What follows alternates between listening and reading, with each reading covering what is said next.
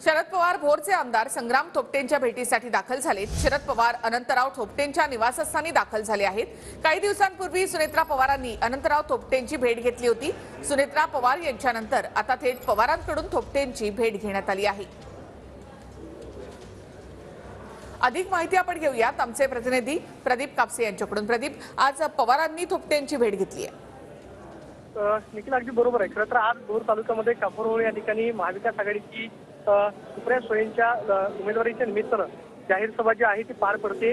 आपण पाहतोय की स्वतः शरद पवार जे आहेत ते बोरचे काँग्रेसचे आमदार संग्राम थोपटे यांच्या घरी दाखल झालेले आहेत। अनंतराव थोपटे यांची सदिच्छा भेट घेण्यासाठी स्वतः शरद पवार हे त्यांच्या निवासस्थानी आलेले आहेत। काही दिवसांपूर्वी सुनेत्रा पवार यांनी त्यांच्या निवासस्थानी येऊन अनंतराव थोपटे यांची सदिच्छा भेट जी आहे ती घेतलेली होती। मात्र सध्या लोकसभा निवडणुकांची रणधुमाळी जी आहे ती सुरू झालेली आहे।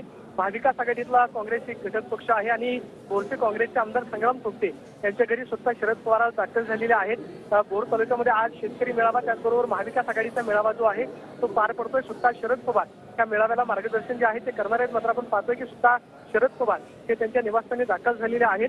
सुप्रिया सुळे यांच्या खरं तर लोकसभा मतदारसंघाच्या निमित्तानं स्वतः शरद पवार जे आहेत ते बेरजेचं राजकारण करताना पाहायला मिळतात। कारण स्वतः सुप्रिया सुळे विरुद्ध सुनेत्रा पवार असा थेट सामना जो आहे तो लोकसभा मतदारसंघामध्ये पाहायला मिळणार आहे। धन्यवाद एकूणच माहितीबद्दल। तर थोपटे यांच्या घरी सध्या शरद पवार